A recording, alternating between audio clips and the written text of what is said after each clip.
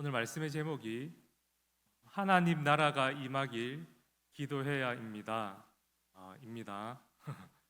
주일날 담임 목사님께서 설교의 제목을 좀 쉽게 기억하라고 충성이라고 거수 격려를 하지 않았습니까? 제가 거기에 크게 감명을 받아서 오늘 설교하기 전에 주여 삼창을 외치고 시작할까 잠시 고민을 했었는데 저는 우리 목사님처럼 씩씩하게 할 자신이 없어가지고 하지 않기로 했습니다. 대신에 다 같이 하면 저도 씩씩하게 할 수 있을 것 같아요. 다 같이 오늘 말씀의 제목 한번 외치고 말씀을 나누도록 하겠습니다. 같이 한번 읽도록 하겠습니다. 시작. 하나님 나라가 임하길 기도해야 합니다 라는 제목으로 말씀을 나누도록 하겠습니다. 여러분, 방금 읽었던 오늘 본문은 우리들이 흔히 주기도문이라고 부르는 말씀입니다. 제가 지난번에도 말씀드렸다시피 이 주기도문은 예수님의 제자들이 예수님께 어떻게 기도를 해야 되는지 가르쳐 달라고 하는 이 요청에 반응해서 응답해서 주신 말씀입니다. 그러므로 이 주기도문의 내용은요, 바로 우리들이 오늘날 마땅히 그리고 우선순위를 가지고 구해야 되는 간구의 내용입니다.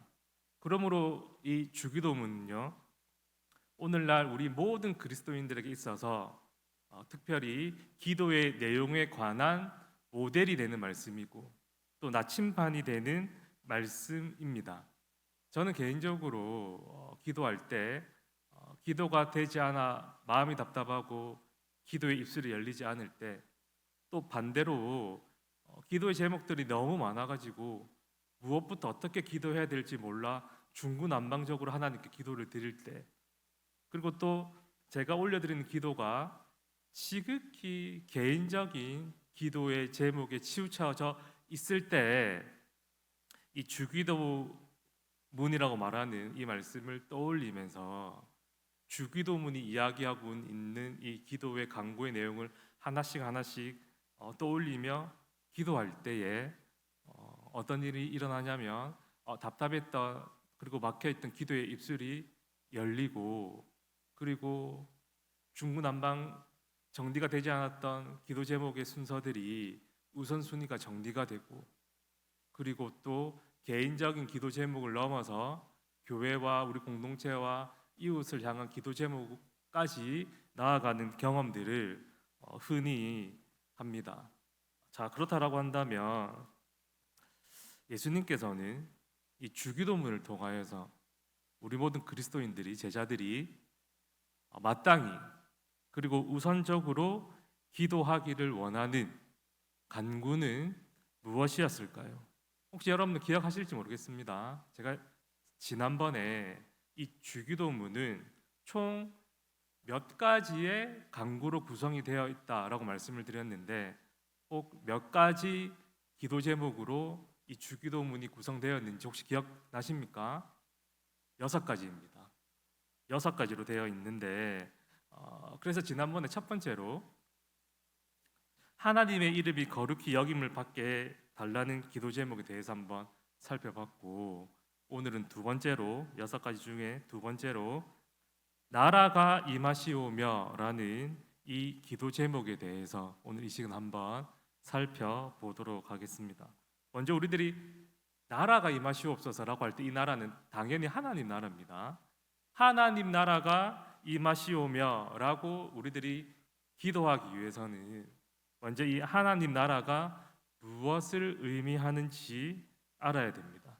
그래야지 우리들이 하나님 나라가 임하시옵소서라고 기도할 수 있지 않겠습니까? 그래서 오늘 이 시간에는 첫 번째, 하나님 나라가 의미하는 것이 무엇인지 한번 살펴보고, 그 다음에 두 번째로 그렇다라고 한다면 그 하나님 나라가 임하시옵소서라는 기도는 어떤 기도인지 한번 살펴보고 말씀을 정리하도록 하겠습니다. 첫 번째입니다. 하나님 나라가 임하시옵소서라고 할 때 하나님 나라의 의미는 바로 하나님의 통치를 의미합니다. 여러분, 우리들이 나라라고 하는 이 단어를 듣잖아요. 그럼 여러분들이 가장 먼저 생각나는, 그리고 여러분들이 가장 쉽게 떠올릴 수 있는 그 이미지는 무엇입니까? 나라라는 말을 들었을 때 아마 공간적인 어떤 영역이나 영토를 아마 여러분들 쉽게, 그리고 제일 먼저 떠올리게 됩니다. 그런데 이 유대인들은 나라라고 하는 이 말을 먼저 들으면 이 나라에 대한 첫 번째, 그리고 가장 쉽게 떠오르는 이 개념이 무엇이냐면요, 우리들과 같이 어떤 공간적인 영역이나 그리고 영토가 아닙니다. 유대인들은 나라라고 하면 쉽게, 그리고 가장 먼저 떠올리는 개념이 바로 통치, 지배, 왕권, 이것입니다. 그래서 여러분, 구약 성경을 보면 나라라고 하는 이 단어가 200번이 넘게 이렇게 나오거든요.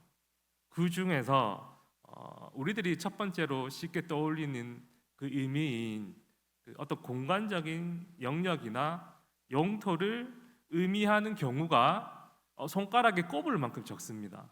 구약 성경의 나라라고 하는 단어가 의미하는 것이요.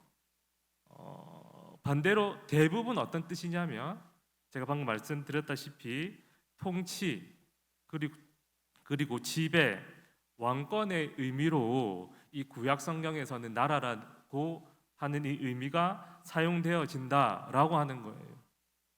그래서인지 유대인들의 삶이나 정서나 사고 체계가 그대로 녹여져 있는 이 유대 문학들을 살펴보면 하나님 나라라는 이 표현 자체가 많이 사용되진 않지만, 지극히 제한적으로 사용되고 있지만, 사용되는 모든 이 하나님 나라의 의미는 공간적인 영역이나 영토가 아니라 100% 하나님의 통치가 임하는 곳, 하나님의 왕권을 인정하는 곳으로 사용되었다라고 하는 거예요.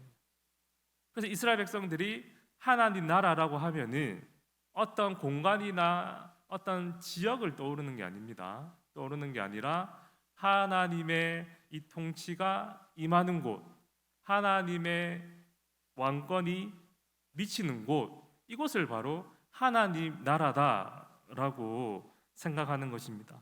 그러므로 오늘 본문에서 예수님이 하나님 나라가 임하게 해달라고 기도해라라고 할 때에 이 하나님 나라의 의미는 우리들이 공간이나 어떤 영토 땅을 생각하는 것이 아니라 하나님의 왕권이 미치는 곳, 하나님의 통치가 이루어지는 곳이라고 우리들이 생각해야 됩니다. 자, 그렇다고 한다면 두 번째입니다. 하나님 나라가, 하나님의 통치가 임하는 곳, 하나님의 왕권이 임하는 곳이라고 한다면 하나님 나라가 임하시옵소서라는 기도는 어떤 기도일까요? 한번 따라하도록 하겠습니다. 예수님의 재림을 통해 하나님 나라가 완성되기를 바라는 기도입니다.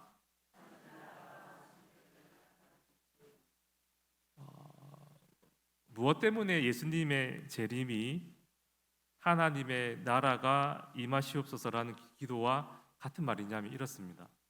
여러분, 예수님이 재림하시면 완전한 심판과 완전한 구원이 완성이 됩니다.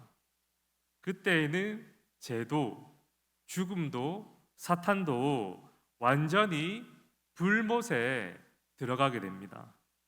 즉, 하나님 나라가 임하기를 기도하는 것은 하나님의 통치가 이루어지게 해달라고 기도하는 것은 더 이상 죄도 없고 죽음도 없고 사탄의 유혹도 없는 세상이 이 땅에 임하기를 기도하는 것입니다.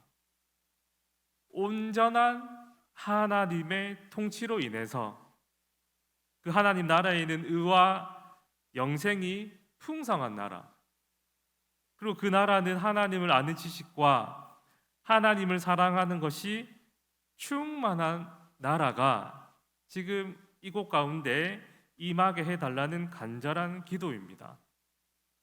이러한 하나님의 통치가 온전히 이루어지는 곳, 하나님의 왕권이 100% 미치는 이러한 하나님의 나라는 오직 예수님이 재림할 때 완성되는, 이루어지는 나라이기 때문에 하나님 나라가 임하시오며 라고 하는 이 기도는 바로 예수님의 재림을 사모하고 기다리고 갈망하는 기도입니다. 자, 그러면 우리들이 왜 하나님의 나라가 임하시옵소서라는 기도를 드려야 될까요?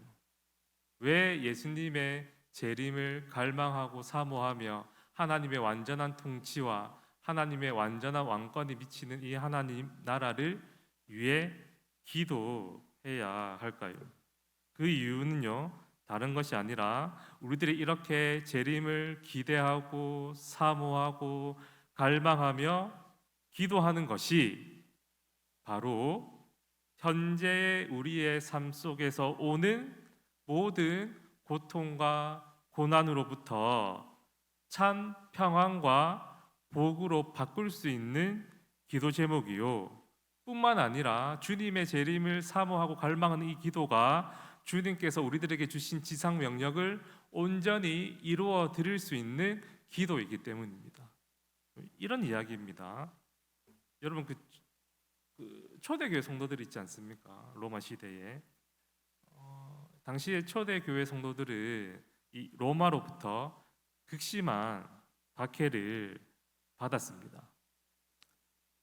그 당시에 극심한 그 박해를 받을 당시에 이 성도들 간에 하는 인사가 여러 대 있었는데, 그 중에서 가장 흔히 했던 인사말 중에 하나가 무엇이었냐면 바로 마라나타입니다. 마라나타.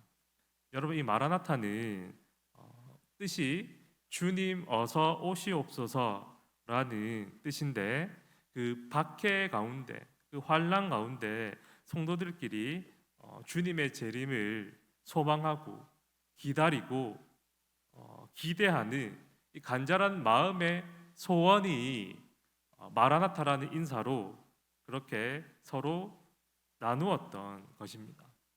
자, 그러면 당시 초대교회 성도들은 왜 이렇게 주님의 재림을 기대하고 기다렸을까요? 현재의 이 고난과 박해가 너무 힘들어서였을까요? 그래서 도저히 우리의 힘으로는 이 고난과 박해를 이겨내고 벗어날 수 없으니, 로마의 이 압제로부터 해방될 수 없으니 예수님의 능력을 빌려서 이 고난과 박해에서 해방되고 싶어서 그렇게 마라나타라고 인사하며 예수님의 이 재림을 갈망하고 기다렸을까요? 그렇지 않습니다. 초대교회 성도들은 예수님을 너무 사랑했기 때문에 마라나타를 외쳤던 것입니다. 예수님을 너무 사모했기 때문에 예수님의 재림을 기대하고 갈망했습니다. 여러분, 초대교회 성도들은 예수님을 너무너무 사랑했기 때문에 마태복음 24장 14절의 말씀을 굳게 믿고 붙잡았는데, 그 말씀의 내용이 이것입니다. 이 천국 복음이 모든 민족에게 증언되기 위하여 온 세상에 전파되리니 그제야 끝이 오리라 라고 하는 이 말씀을 굳게 믿고 붙잡았습니다. 그래서 초대교회 성도들은 현재 당하는 이 고난과 박해를 이겨내고 내가 믿음을 지켜서 적극적으로는 이 복음을 땅 끝까지 전하면 내 사랑하는 주님을 속히 배울 수 있다라고 하는 이 믿음과 확신이 있었던 것입니다. 그래서 그 믿음과 확신을 가지고 마라나타라고 주님의 재림을 기대하며 기다리면서 현재 당하는 고통을 이겨낼 뿐만이 아니라 주님이 우리들에게 주신 지상 명령인 복음을 세계 땅끝까지 전할 수 있었다라고 하는 거예요. 여러분, 우리들도 마찬가지입니다.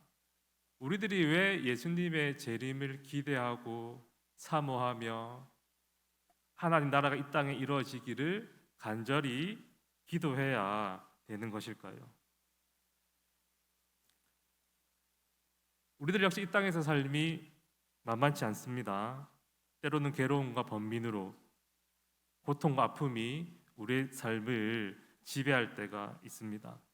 그래서 우리들의 믿음의 근간이 흔들릴 때도 있고 유혹에 넘어갈 때도 있습니다. 그때 우리들이 기억해야 되는 것은 무엇이냐면 이 어려움을 우리들이 이겨내고 믿음을 지킨다라고 한다면, 그래서 적극적으로 내가 지킨 이 믿음이 확실히 있으니까 지킬 거 아닙니까? 그래서 적극적으로 이 복음을 땅 끝까지 전할 수 있다라고 한다면 내 사랑하는 주님을 속히 곧 배울 수 있기에 주님의 얼굴을 거울로 보는 것 같이 그 은혜를 맛보는 것이 아니라 얼굴과 얼굴로 대면하는 그 은혜를 내가 누릴 수 있기 때문에 우리들이 이 땅에서 하나님 나라가 임하시옵소서, 즉 예수님의 재림을 사모하고 기다리고 기대하는 이 기도를 드릴 수 있어야 된다라고 하는 사실입니다. 말씀을 정리하도록 하겠습니다. 예수님께서 제자들에게 마땅히 기도해야 되는 두 번째 간구의 내용으로 하나님 나라가 임하시오며 라고 기도하라 라고 말씀하셨습니다. 예수님께서 재림하시면 하나님의 통치와 왕권이 완전하게 이루어집니다.